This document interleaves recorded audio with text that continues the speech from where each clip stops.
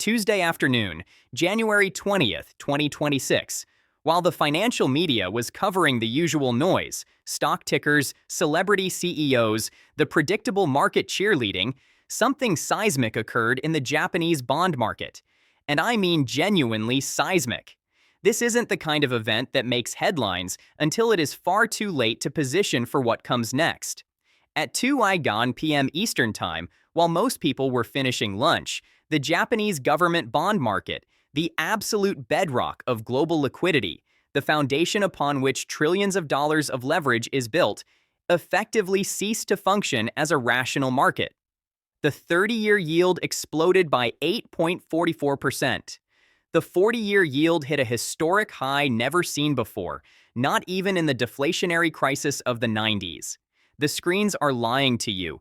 The talking heads are calling this a technical adjustment or healthy volatility. They want you to believe this is just another bumpy day in the markets. But here is the reality they are terrified to discuss. We are watching the beginning stages of a G7 fiat currency supernova.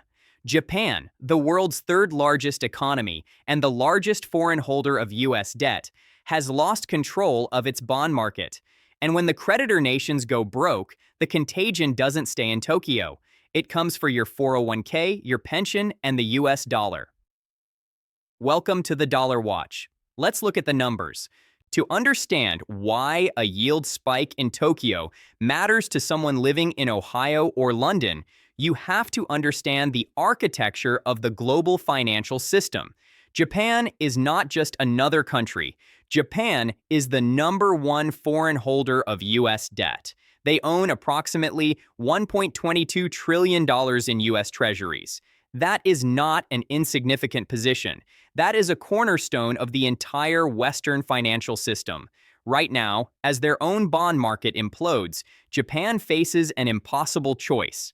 They are being forced into a corner where they must sell what has historically been considered unsellable just to survive their own debt crisis.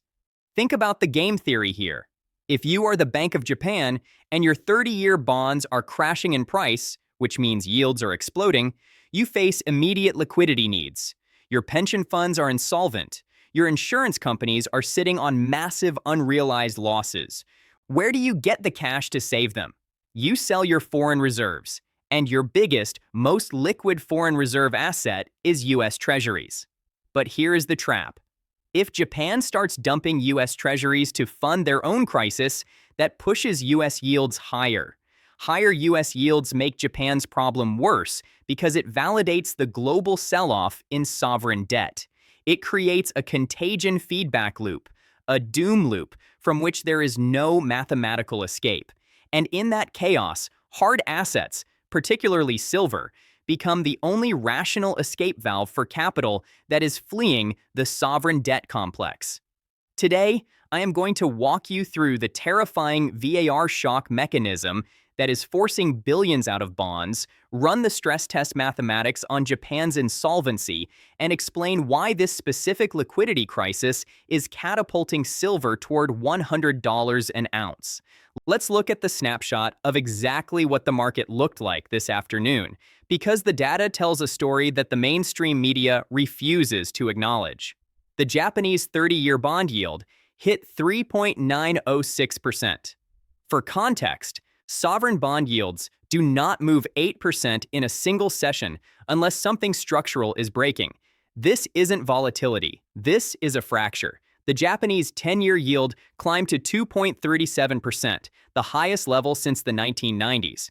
For a country that has spent the last 30 years fighting deflation with zero interest rate policy, ZIRP, and negative interest rate policy, NIRP, this is a complete regime change. The market is saying that the era of free money is over, but the contagion didn't wait. The US 10-year Treasury yield immediately climbed to 4.30%. The US 30-year Treasury is knocking on the door of 5%, currently sitting at 4.93%. When the 30-year crosses 5%, and I believe it will, that is a psychological and technical break that accelerates institutional selling. And here is where it gets interesting for those of us watching the metals markets. While bonds were selling off, Gold hit 4,159 per ounce. Silver tested the $95 level, but the paper price is distracting you from the physical reality. In the delivery markets, physical silver is disappearing. The premiums are widening. Dealers are running low. While bond prices collapse, physical metal is being pulled from the market by buyers who understand what is happening. The collateral underpinning the global system is losing its value. Why is this happening so fast? Why isn't this a slow bleed? To understand the speed of this collapse, you have to understand a concept called VaR Shock, value at risk. This is the algorithmic mechanism that turns a correction into a crash. VaR is a risk management tool used by every major bank, pension fund, and hedge fund. It is an algorithm that asks, based on history, what is the maximum amount we could lose today?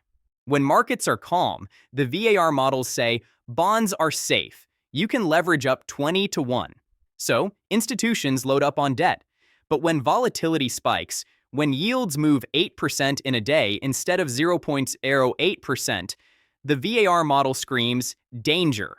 It forces the bank to delever immediately. It is not a choice. It is a mathematical requirement to stay compliant. They must sell assets to raise cash. And since everyone uses similar models, everyone gets the sell signal at the exact same time. Imagine a nightclub with a capacity of 500 people. A small fire starts. If everyone walks out calmly, it's fine. But VaR Shock is like someone screaming fire and locking the side exits. Everyone rushes for the main door at once. The safety mechanism, the capacity limit, becomes the bottleneck that causes the crush. Right now, Japanese government bonds are trading like meme coins. The volatility is so extreme that it is breaking the risk models. Institutions aren't selling because they want to. They are selling because their algorithms are forcing them to. Let's run the numbers, because this is where theory meets brutal reality. Japan's national debt is approximately 250% of its GDP. That is around $10 trillion in total debt. In a normal world, Japan pays almost zero interest on that debt. But today is not a normal world. If the average yield on Japan's debt rises to 4%, which is where the 30-year bond is heading, the annual interest expense becomes $400 billion. Japan's total tax revenue in a good year is roughly $550 billion. Do the math. $400 billion in interest payments consumes 73% of all tax revenue. That leaves just $150 billion for defense, healthcare, pensions, infrastructure, and keeping the lights on. It is mathematically impossible. But it gets worse. Prime Minister Takagi just promised significant tax cuts to win the upcoming February elections. Those cuts would reduce revenue by another $50 to $70 billion. So now, you are looking at interest expenses consuming nearly 90% of tax revenue. A country cannot function like that. It is insolvent. The market knows this.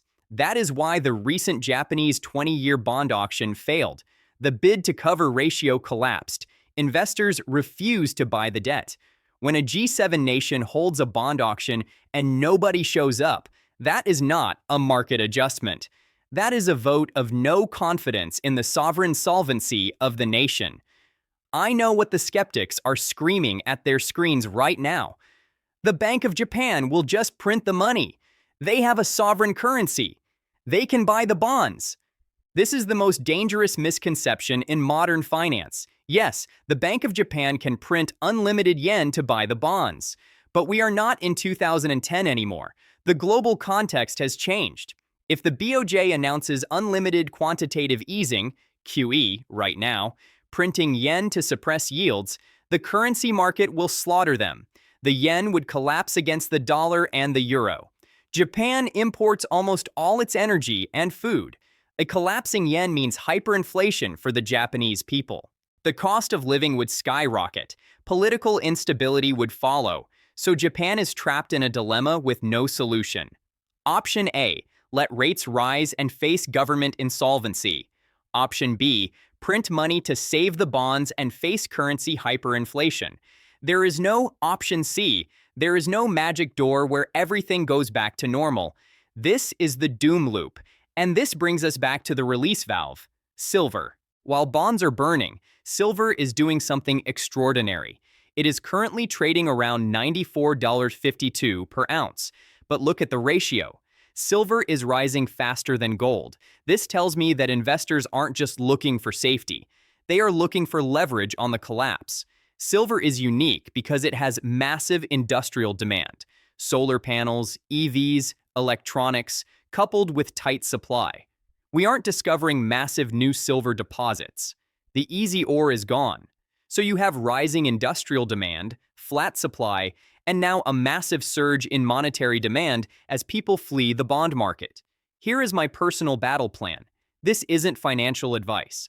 This is how I am positioning myself. I am watching 3 specific triggers. Trigger 1. The Japanese 30-year yield closing above 4.0% for 2 consecutive sessions. That confirms the debt trap has snapped shut. Trigger 2. The US 30-year yield crossing 5.0%. That signals the contagion has fully infected the American market. Trigger 3. Spot silver breaking $100. If silver crosses $100, the psychological barrier breaks. The narrative shifts from silver is expensive to I need to buy before it goes higher. FOMO kicks in. But more importantly, the short squeeze begins. The bullion banks on the COMEX are short massive amounts of paper silver. If the price goes vertical, they get a margin call. They have to buy silver to cover their shorts, which drives the price even higher. It is a powder keg. There is one more layer to this crisis that the algorithms aren't pricing in: geopolitics. The entire post-WBWAT financial order was built on a deal. The US provides security, and allies like Japan hold US debt. It was a stable equilibrium. But with President Trump threatening tariffs and demanding allies pay for their own defense, that deal is breaking. Why would Japan continue to hold $1.2 trillion in US Treasuries if the US is actively undermining their trade relationship? The geopolitical tension is the accelerant. It gives Japan a strategic reason to dump treasuries, not just a financial one. And if Japan sells, who buys? The Federal Reserve? That is just more money printing. China? They are selling too. Europe? They have their own mess. The bid for US Treasuries is disappearing at the exact moment the US government needs to issue trillions in new debt. This is why I say the screen is lying to you. The CNBC narrative about resilient markets is designed to keep you calm while the foundation cracks. Let's zoom out. What we are witnessing is the end of a 40-year debt supercycle. Since the early 1980s, interest rates have been in a structural decline. The entire global economy, real estate, stocks, corporate debt, was built on the assumption that money would always get cheaper. That cycle is dead. Rates hit zero, and they didn't work. Now they are rising. And in a world with record debt, rising rates are an existential threat. Japan is just the canary in the coal mine. Their debt to GDP is the highest, so they break first. But the contagion spreads because the system is interconnected. Japanese banks own European bonds. US pension funds own Japanese debt. It is one big web of leverage, and the first thread just snapped. This matters to you personally because your purchasing power is the collateral damage. Whether you realize it or not, your savings are being eroded. If you have cash in a bank account, you are losing. If you have bonds, you are losing. The system is designed to punish savers to bail out debtors. This is why I stack physical silver, not to get rich, but to survive the wealth transfer. Here is the reality. The bond vigilantes have returned. Japan has lost control. And the liquidity doom loop is accelerating. You have a choice. You can ignore this. You can trust the talking heads who say it's just volatility, or you can look at the math. When the Japanese 30-year crosses 4%, when the US 30-year crosses 5%, and when silver breaks $100, the exit doors will lock. The premiums on physical metal will explode. Dealers will have no inventory. The time to position yourself isn't during the crisis. It is right now in the quiet before the storm fully hits. Protect your purchasing power. Trust the yields, not the headlines. The debt trap is closing, and silver is the only way out. Subscribe to the Dollar Watch. We'll see you in the next video.